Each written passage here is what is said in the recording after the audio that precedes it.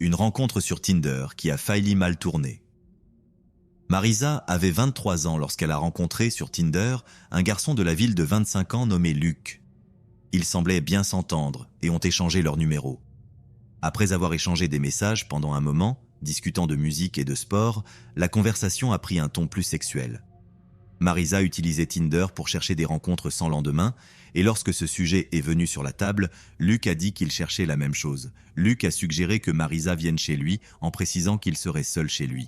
Curieusement, Luc n'a donné son adresse qu'après avoir demandé à Marisa de quelle zone elle venait. Lorsqu'elle lui a répondu, il lui a donné une adresse qui était commodément proche, à distance de marche. Avant d'accepter de se rendre chez Luc, ils ont d'abord eu un appel téléphonique, où Luc semblait être un jeune homme normal. Ils ont plaisanté un peu au téléphone jusqu'à ce que Marisa se sente suffisamment à l'aise pour accepter de venir. Elle a décidé d'y aller tôt pour explorer les environs. Marisa a d'abord fait un tour dans le quartier pendant environ 10 minutes jusqu'à ce qu'elle arrive au pâté de maisons. Il était tard dans la nuit, donc de nombreuses maisons avaient leurs lumières éteintes et il n'y avait pas de voiture dans la rue. En passant devant la maison, elle a remarqué 2 voitures dans l'allée et une voiture garée devant. Toutes les lumières étaient éteintes. Cela ne ressemblait pas à une maison où vivait un garçon seul. C'était déjà un signe d'alerte. Elle a donc fait demi-tour et a envoyé un message à Luc. « Je suis presque là ». Il a répondu « Ok, je suis presque prêt, marche lentement ». Marisa ressentait de mauvaises vibrations, alors elle a commencé à reculer lentement en direction de chez elle, à un rythme qui lui permettait d'attendre un peu plus longtemps pour recevoir une réponse de Luc, confirmant qu'elle pouvait entrer. Mais soudain, Marisa a entendu une voiture approcher de l'intersection derrière elle. Elle s'est retournée et a vu une camionnette blanche, sans lumières allumées, tourner dans la rue. Marisa a couru pour se cacher derrière le côté de la maison et a observé la camionnette se garer sur le côté de la route. Elle est restée là, personne n'est sorti. La camionnette était garée à quelques maisons de l'adresse donnée. Marisa a alors reçu un message de Luc disant « C'est bon, je suis prêt. Dis-moi quand tu es dans ma rue, je sortirai. » Marisa a fait demi-tour et a commencé à courir discrètement dans la rue, s'assurant de rester près des maisons et non sur le trottoir ou près de la rue. Elle a couru la majeure partie du chemin jusqu'à chez elle, a bloqué le numéro de Luc et a signalé le profil Tinder pour être en sécurité. Le lendemain, Marisa et sa mère se sont rendues à l'adresse que Luc avait donnée. La femme qui a ouvert la porte a nié avoir des enfants. Marisa et sa mère sont ensuite allées à un poste de police pour signaler cet incident afin que les autorités puissent en être informées et lier tout futur rapport. Grâce à la prudence de Marisa, elle a évité de justesse d'être kidnappée par le conducteur de cette camionnette.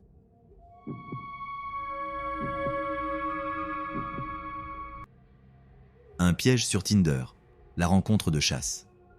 Chas avait rencontré sur Tinder un profil qu'il pensait appartenir à 2 filles de son âge. La conversation avait commencé par un message de Chas disant « Je te trouve très jolie, j'espère que ton amie l'est aussi ». La fille avait répondu que son amie était amusante. Chas avait alors demandé d'où elle venait, et ils avaient partagé leur localisation, qui était proche l'une de l'autre. Ensuite, Chas avait reçu un message du profil des filles demandant s'il était occupé ce soir-là. Chas avait répondu qu'il serait disponible pour les voir toutes les 2. Les filles avaient proposé de se retrouver dans un parc vers 10h du soir, expliquant que leurs parents étaient à la maison et qu'il serait plus facile de se rencontrer là-bas. Elles avaient suggéré de se retrouver près de la statue sur le chemin de terre, un endroit isolé où ils pourraient trouver un meilleur endroit pour passer du temps ensemble. Chas avait accepté et demandé les numéros de téléphone des filles, puis s'était dirigé vers le parc. Il avait envoyé un message une fois arrivé, disant qu'il était là et demandant si elles étaient également présentes. Ce fut le dernier message qu'il envoya avant que le profil des filles ne le dépareille et le laisse seul dans le parc.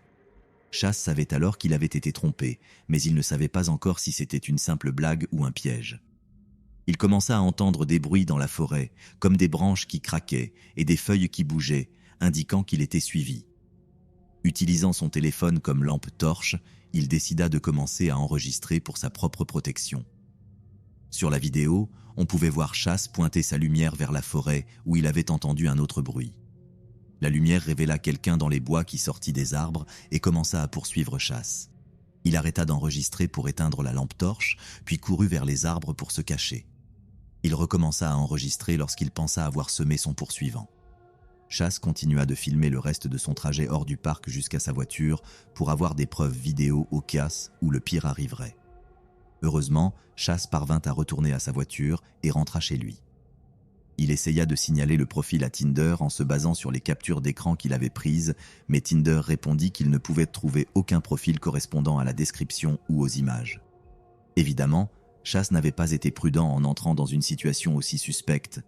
Le refus des autres profils de donner leur numéro, ainsi que la suggestion de rencontrer quelqu'un pour la première fois dans un parc isolé près de la forêt, la nuit, où il n'y aurait personne d'autre, étaient deux grands signaux d'alerte indiquant un piège.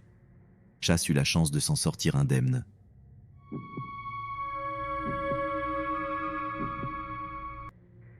Rencontre sur Tinder. Une histoire effrayante de catfishing. Cela a été envoyé par Jérémy et c'était sa rencontre sur Tinder. Il avait rencontré une fille nommée Mia qui était dans la même classe de lycée que lui. Voici comment leur conversation a commencé. Jérémy. Hey, ça fait longtemps. Mia. Je sais. Hey, comment ça va? Jérémy. Pas mal, et toi?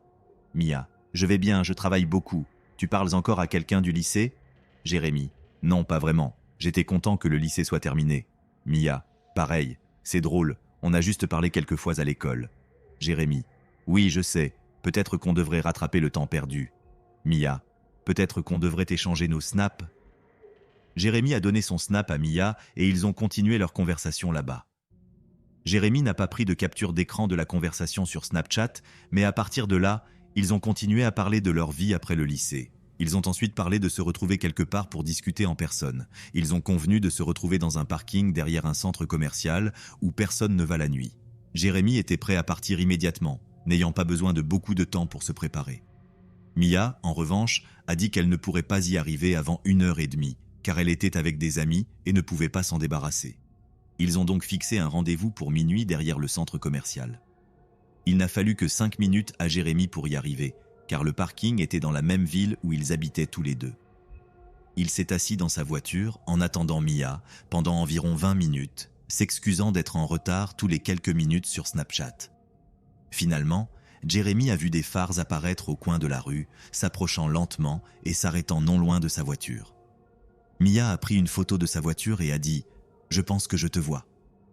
Jérémy est sorti de sa voiture et a remarqué que la voiture de Mia semblait être une petite Honda ou Hyundai, alors que la voiture publiée sur l'Instagram de Mia était un Jeep Cherokee.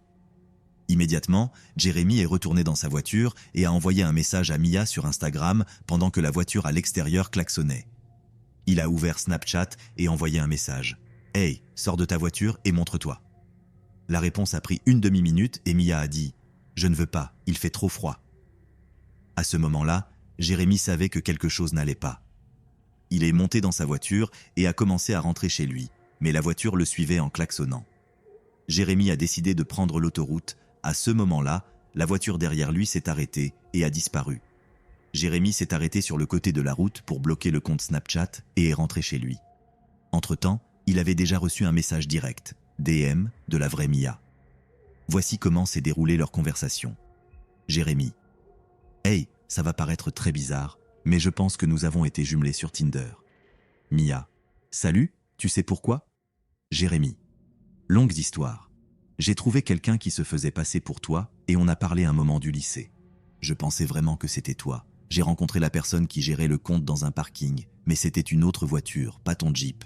Alors je suis parti. Jérémy a ensuite envoyé des captures d'écran de la conversation.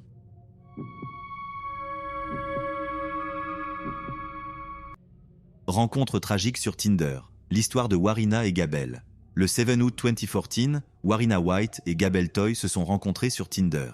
Gabel n'était pas le type habituel de Warina. Il semblait être un homme qui passait trop de temps à soigner son apparence. Cependant, il lui rappelait Sam Winchester, un personnage de Astérisque Supernatural Astérisque, l'une de ses émissions de télévision préférées. Gabel a commencé par un message audacieux disant « Tu as l'air délicieuse, je veux te faire des choses salaces », auquel Warina a répondu « Ça marche souvent ?» Gabel a ensuite envoyé « Peut-être que oui, peut-être que non ». Warina a répondu « Ça dépend de combien j'ai bu, haha ». Gabel a poursuivi la conversation sur un ton sexuel en disant « Allons nous enivrer ensemble, je suis une star du porno ». Après quelques verres, Warina a donné son numéro à Gabel. Une semaine plus tard, ils se sont rencontrés pour la première fois dans un centre commercial. Ils ont passé la soirée ensemble à boire beaucoup. Les images des caméras de surveillance de plusieurs établissements les montrent se retrouvant, marchant vers une taverne en plein air à proximité, puis achetant un pack de 6 bières dans un magasin de proximité. Après leur nuit ensemble, ils sont retournés aux appartements Avalon, où Gabel vivait seul aux Fourtines et étages. 6 images prises par Gabel cette nuit-là montrent le couple apparemment en train de rire et de sourire dans l'appartement et sur le balcon, d'où Warina a chuté vers la mort quelques heures plus tard.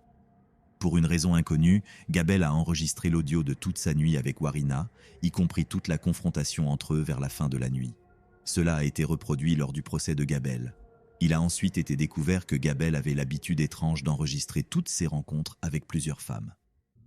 À un moment donné, après que les deux aient eu des relations sexuelles, on peut entendre Warina devenir de plus en plus erratique et agressive envers lui. Cependant, au fur et à mesure que la nuit avançait, on entend Gabel dans l'enregistrement refuser de la laisser partir, et les cris de Warina pour qu'il la laisse rentrer chez elle sont étouffés lorsqu'il l'enferme dehors sur le balcon. Dans cet enregistrement, on entendrait prétendument Gabel étouffer Warina avant de l'enfermer dehors. Les cris de Warina pour qu'il la laisse rentrer sont remplacés par des gémissements lorsqu'il l'enferme sur le balcon. Il est évident que Gabel et Warina étaient tous les deux très ivres, mais Warina semblait beaucoup plus ivre que Gabel, entraînant tous ces mots. Warina a apparemment pensé que la seule façon de s'échapper était de tenter de descendre du bâtiment, ce qui a conduit à sa chute mortelle depuis le balcon. Gabel, qui avait 28 ans à l'époque, a été arrêté pour la mort de Warina, mais a finalement été acquitté de tous les chefs d'accusation. Le procureur a affirmé que Gabel avait enfermé Warina sur son balcon après une violente dispute, et lorsqu'elle a tenté de s'échapper, présumément vers un étage inférieur, elle a chuté mortellement. L'équipe de défense de Gabel a soutenu qu'elle était extrêmement intoxiquée et agissait de manière irrationnelle avant sa chute tragique. Les procureurs ont soutenu que Gabel l'avait étranglée, effrayée au point qu'elle a pensé n'avoir d'autre choix que de s'échapper à tout prix. Un enregistrement audio de l'appel téléphonique de Gabel avec son père juste après l'incident a finalement été révélé. Dans celui-ci, on entend Gabel dire à son père que les choses étaient redevenues violentes entre le couple et qu'il l'avait enfermé sur son balcon. Mais il insistait sur le fait qu'il ne l'avait pas poussé. « Salut papa, j'ai une situation. Je suis sorti avec une fille ce soir et elle a commencé à devenir très agressive. Au début, tout allait bien. Nous avons eu des relations sexuelles, puis après ça, elle a continué à boire. Je ne sais pas quoi faire, il y a des tas de flics autour de la zone. Je te jure, je ne l'ai pas poussée ni rien, je l'ai juste enfermée sur le balcon parce qu'elle me harcelait. » Selon un voisin de l'étage inférieur, on pouvait entendre des disputes fréquentes avec des femmes depuis l'appartement de Gabel, insinuant que ce genre de choses se produisait régulièrement avec lui. Beaucoup de gens croient que Gabel a assassiné Warina et il y a eu une indignation publique lorsque Gabel a été acquitté.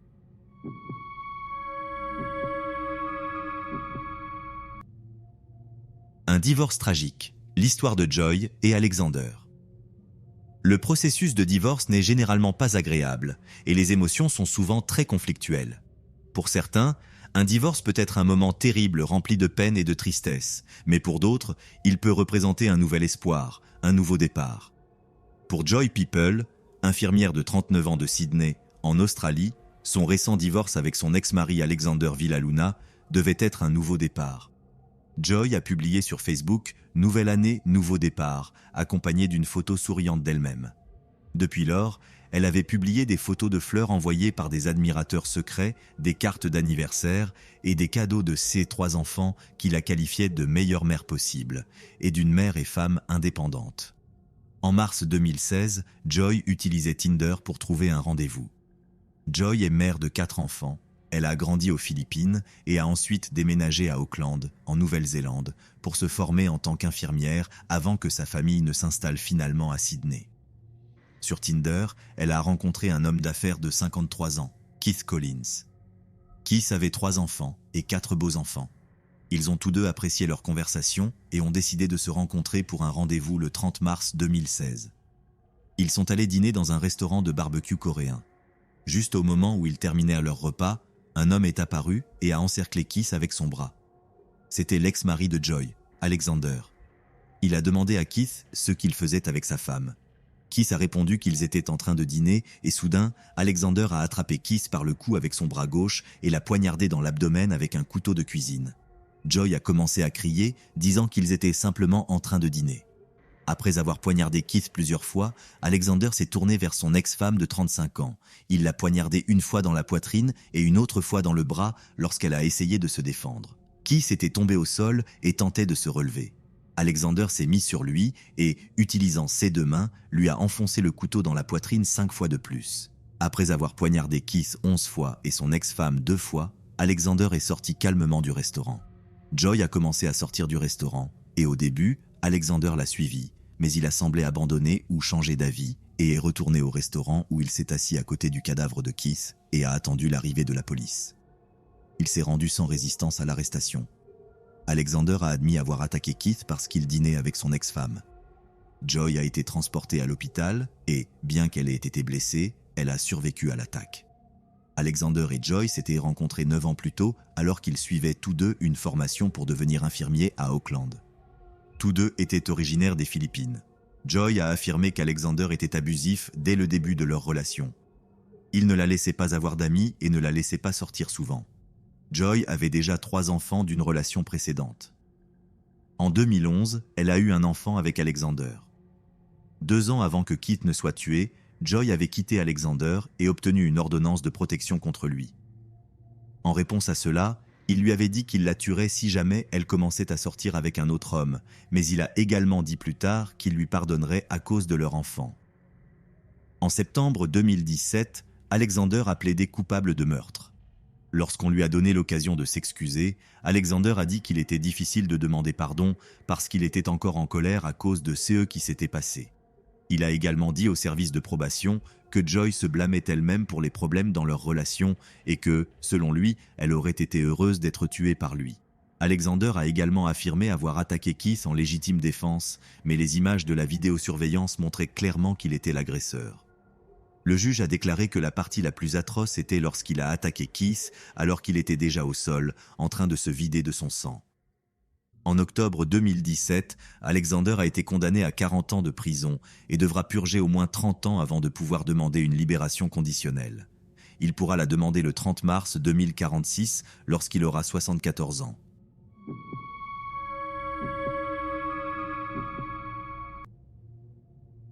La rencontre tragique de Grace avec Jesse.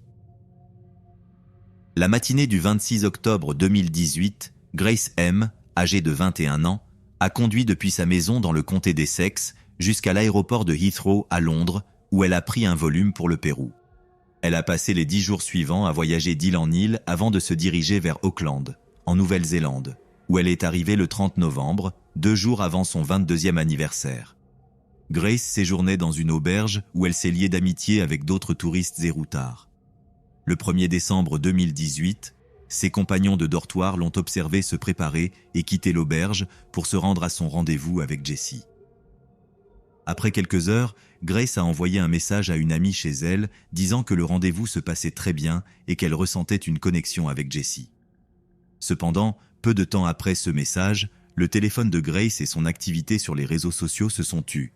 C'était son anniversaire, et de nombreux membres de la famille et amis de Grace ont continué à lui envoyer des souhaits d'anniversaire, mais elle n'a jamais répondu à aucun d'eux.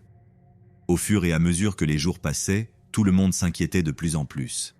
Alors, le 5 décembre 2018, la famille de Grace a signalé sa disparition aux autorités d'Auckland, exprimant leur inquiétude en précisant que Grace possédait 2 téléphones portables pendant son voyage au CA, où l'un d'eux rencontrerait un problème afin qu'elle puisse toujours rester en contact. Les 2 téléphones portables de Grace allaient directement sur la messagerie vocale à partir du 2 décembre. Le père de Grace a voyagé en Nouvelle-Zélande pour la chercher. Les images de vidéosurveillance ont capturé Grace quittant son auberge à exactement 5h37 de l'après-midi. Elle a ensuite marché jusqu'à un bar et casino connu sous le nom de Sky City, qui était assez proche de son auberge et y a attendu un moment jusqu'à ce qu'elle rencontre Jesse et l'embrasse. Ensuite, les deux sont entrés à Sky City pendant environ 90 minutes, buvant quelques verres ensemble et semblant bien s'entendre. Ils ont continué leur rendez-vous dans un autre bar appelé Mexican Café, où ils ont pris quelques autres verres, puis se sont rendus à un autre bar connu sous le nom de Bluestone Room. À la Bluestone Room, les choses semblèrent devenir plus intimes entre les deux. On les voit s'embrasser plusieurs fois avant que Jessie n'aille rapidement aux toilettes. C'est à ce moment exact que Grace a envoyé un message à son ami disant que le rendez-vous se passait très bien. Jessie est ensuite revenue et les deux ont finalement quitté le bar à 9h40 du soir. On les voit se tenir par la main et marcher vers un bâtiment connu sous le nom de City Life Hotel, où Jessie avait loué un appartement. On peut voir les deux entrer dans l'ascenseur du bâtiment et sortir à l'étage de l'appartement de Jessie. C'est le dernier moment où Grace a été vue vivante. Le lendemain matin, le 2 décembre, Jessie est vue seule dans l'ascenseur et quittant son immeuble d'appartement.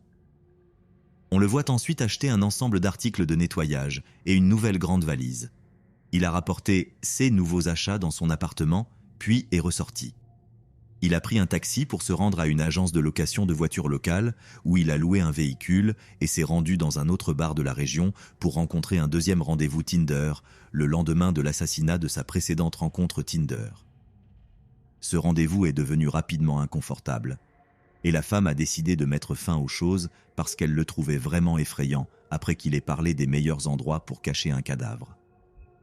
Après la fin du rendez-vous, Jessie est passée par la réception de son immeuble et a demandé s'il pouvait emprunter une machine de nettoyage à vapeur pour les tapis. Il l'a emmenée dans son appartement et y a passé quelques heures avant de réapparaître à la caméra. On le voit ensuite apporter un chariot à bagages de l'hôtel à sa chambre et peu après, il réapparaît dans l'ascenseur avec le chariot chargé. Il a ensuite transporté sa nouvelle valise et plusieurs autres petites valises dans son véhicule de location et a tout chargé à l'intérieur. Le lendemain matin, vers 7h, le 3 décembre, Jessie est allé dans un magasin à proximité et a acheté une nouvelle pelle. Il est retourné à son immeuble peu après 9h, puis s'est arrêté à un conteneur aléatoire et y a jeté quelques articles. Ensuite, il a conduit à un service de nettoyage à sec pour faire nettoyer des vêtements, puis a pris sa voiture de location pour la faire nettoyer complètement. La police a appréhendé Jessie quelques jours plus tard et l'a amené pour l'interroger. La police soupçonnait Jessie d'être impliquée en raison de la quantité substantielle de preuves contre lui. Lors de son premier interrogatoire, Jessie a raconté la soirée de son point de vue, essayant de minimiser son implication. Cependant, lors de son deuxième interrogatoire le 7 décembre, son histoire a commencé à changer. Finalement, Jessie a admis avoir conduit la voiture jusqu'à Cumeux où il a acheté une pelle, creusé un trou dans la forêt et enterré la valise contenant le corps de Grace. La police a trouvé des photographies prises par Jessie de Grace avant de la mettre dans la valise qu'il avait achetée. Les historiques de recherche sur Google et les données GPS du téléphone portable de Jessie ont conduit les enquêteurs aux chaînes de montagnes où ils ont découvert la valise contenant le corps de Grace enterré dans un trou. Jessie a été reconnu coupable et condamné à la réclusion à perpétuité avec une période minimale sans libération conditionnelle de 17 ans. Pendant cette période, 2 autres victimes se sont manifestées et ont accusé Jessie de les avoir agressées sexuellement après les avoir rencontrées sur Tinder. En octobre 2020, Jessie a été reconnue coupable de 8 chefs d'accusation supplémentaires liés à ces crimes et a été condamnée à purger 11 années supplémentaires en même temps que la peine de réclusion à perpétuité qu'il avait déjà reçue. Jessie réside actuellement dans la prison d'Auckland en Nouvelle-Zélande où il restera pour une période considérable.